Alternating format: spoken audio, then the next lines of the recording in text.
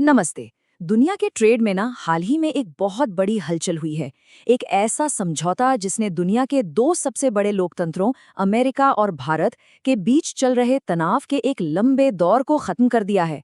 यह समझौता सिर्फ इन दोनों देशों के लिए ही नहीं, बल्कि पूरी ग्लोबल इकोनॉमी के लिए बड़े मायने रखता है। तो आज हम इसी ऐतिहासिक व्यापार समझौते की हर परत को खोलकर देखेंगे। हाँ, स्क्रीन पर जो दिख रहा है वो बिल्कुल सच है। सालों की तनातनी, एक दूसरे पर टैरिफ लगाने और व्यापारिक खींचतान के बाद आखिर में फरवरी 2026 में एक ऐसे समझौते पर दस्तखत हुए जिसने इस ट्रेड वॉर पर कह सकते हैं पूरी तरह से विराम लगा दिया है। ये वाकई में एक बहुत बड़ी खबर है। अब हालात कितने गंभीर थे, इसका अंदाजा इस 50% के आंकड़े से लगाया जा सकता है। कुछ भारतीय सामानों पर अमेरिका में इतना ज्यादा टैक्स लग रहा था, जरा सोचिए। इसका मतलब ये था कि भारत में बनी चीजें अमेरिकी बाजार में इतनी महंगी हो जाती थीं कि उनका मुकाबला करना लगभग नामुमकिन था। तो भारतीय एक्सपोर्टर्स के लिए ये एक बहुत बड़ी राहत है। तो अब सबसे बड़ा सवाल यही उठता है ना, कि इस सौदे में आखिर जीता कौन? क्या ये एक बराबरी का समझौता है या किसी एक का पल्ला भारी रहा? किसने क्या हासिल किया और बदले में क्या दिया? चलिए इस पूरे विश्लेषण में इसी को समझने की कोशिश करते हैं। ठीक है, तो चलिए इसमें थोड़ा गहराई से उतरते हैं। देखिए, ये जो समझौता है ना, ये उस टैरिफ वॉर को खत्म करने के लिए है जिसके तहत दोनों देशों ने एक दूसरे के सामानों पर, मतलब स्टील, एल्यूमिनियम से लेके बादाम और सेब जैसे कृषि उत्पादों तक हर चीज पर भारी भरकम टैक्स लगा दिए थे। तो इसका मकसद एक बैलेंस ट्रेड की नींव रखना है। इस समझौते का दिल, मतलब इसका जो सबसे जरूरी हिस्सा है, वो है एक नया और बिल्कुल सिंपल टैरिफ स्ट्रक्चर, जिसे 18% फ्रेमवर्क कहा जा रहा है। यही इस पूरी डील का सेंटर पॉइंट है। तो आखिर ये 18% फ्रेमवर्क है क्या? आसान शब्दों में समझे तो ये एक कैप है, एक ऊपरी लिमिट। अब अमेरिका और भारत के बीच व्यापार होने वाली ज्यादातर चीजों पर 18% से ज्यादा टैरिफ लग ही नहीं सकता। मिसाल के तौर पर, अगर भारत अमेरिका से कोई मशीन मंगाता है तो उस पर 18% से ज्यादा टैक्स नहीं होगा।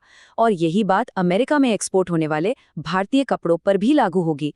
इसने उन सभी पुराने भारी भरकम टैक्स की जगह ले ली है। अब देखिए, इस स्लाइड में जो बात सच में दिलचस्प है वो ये दिखाती है कि भारत को अपने रीजनल कॉम्पिटिटर्स के मुकाबले प्राइस में कितना बड़ा फायदा मिला है। जैसा कि हम देख सकते हैं, वियतनाम और बांग्लादेश में टैरिफ रेट्स करीब 20% हैं और चीन में तो ये 30 से 35% तक चले जाते हैं। तो ऐसे में 18% की दर के साथ भारतीय सामान अब अमेरिकी बाजार में कहीं ज्यादा कॉम्पिटिटिव हो गया है। चलिए अब आगे बढ़ते हैं और देखते हैं कि दोनों तरफ से किसको क्या मिला। मतलब इस लेन देन की बैलेंस शीट को जरा खोलकर देखते हैं कि किस देश के खाते में क्या आया। तो देखिए, इस टेबल में ये लेन देन बिल्कुल साफ है। अमेरिका को क्या मिला? उसे मिला भारत का विशाल बाजार अपने खेती और इंडस्ट्रियल सामान के लिए। और भारत को? भारत की सबसे बड़ी जीत है टैरिफ का 50% से घटकर सीधा 18% पर आ जाना। साथ ही भारत ने अमेरिका के वो सेक्शन 232 टैरिफ, जो राष्ट्रीय सुरक्षा के नाम पर स्टील और एल्यूमिनियम पर लगाए गए थे, भी हटवा लिए। बदले में भारत ने फार्मा, जेम्स और एयरक्राफ्ट पार्ट्स जैसे अपने मजबूत सेक्टर्स के लिए जीरो ड्यूटी एक्सेस ले लिया। और हाँ, बड़ी समझदारी से अपने डेयरी जैसे सेंसिटिव सेक्टर्स को बचा भी लिया, ताकि छोटे किसानों को सीधी विदेशी कंपटीशन से बचाया जा सके। लेकिन रुकिए, बात सिर्फ टैरिफ घटाने पर खत्म नहीं होती।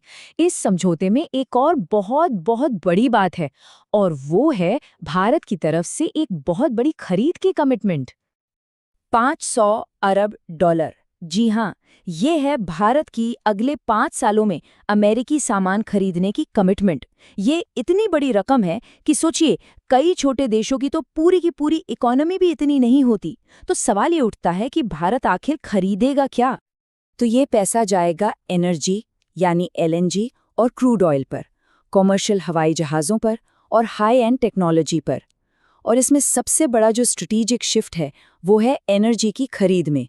इसका मतलब साफ है कि भारत अब अपनी ऊर्जा ज़रूरतों के लिए रूस जैसे अपने पारंपरिक सहयोगियों से हटकर अमेरिका पर निर्भरता बढ़ाएगा। अब थोड़ा पीछे हटकर देखते हैं और सिर्फ व्यापार के आंकड़ों से परे इस सौदे के बड़े असर को समझते हैं।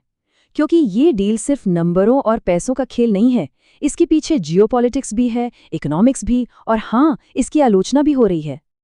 तो स्ट्रेटेजिक तौर पे देखें तो ये डील भारत को एशिया में चीन के मुकाबले में अमेरिका के एक अहम पार्टनर के तौर पे और मजबूत करती है। और इकोनॉमिकली, अरे भारतीय शेयर बाजारों में तो जैसे बाहर आ गई, और साथ ही भारतीय छोटे व्यवसायों के लिए अमेरिका का एक बहुत बड़ा बाजार भी खुल गया है। लेकिन कहानी का एक दूसरा पहलू भी है। हर कोई इसे जीत नहीं मान रहा। एक बहुत तीखी आलोचना ये है कि ये सौदा एक फेयर ट्रेड से ज्यादा एक डिप्लोमेटिक सरेंडर जैसा है। ये एक बहुत ही अलग और गंभीर नजरिया है। मतलब जो लोग इसकी आलोचना कर रहे हैं उनका मेन पॉइंट ये है कि भारत ने अपनी एनर्जी सॉवरेनिटी यानी अपनी ऊर्जा की आज़ादी को दांव पर लगा दिया। उनका कहना है कि भारत ने ये सब सिर्फ उन टैरिफ को हटाने के लिए किया जो अमेरिका ने शायद जानबूझकर भारत पर दबाव बनाने के लिए ही लगाए थे। तो आखिर में सवाल वहीं आकर रुकता है, ये एक पार्टनरशिप का रीसेट था या फिर एक डिप्लोमेटिक सरेंडर? क्या भारत ने लंबे समय के स्ट्रेटेजिक फायदे के लिए कम समय में बहुत ज्यादा रियायतें दे दी? इस सौदे की असली कीमत और फायदे का सही मूल्यांकन तो शायद वक्त ही करेगा। लेकिन सोचने वाली बात तो है,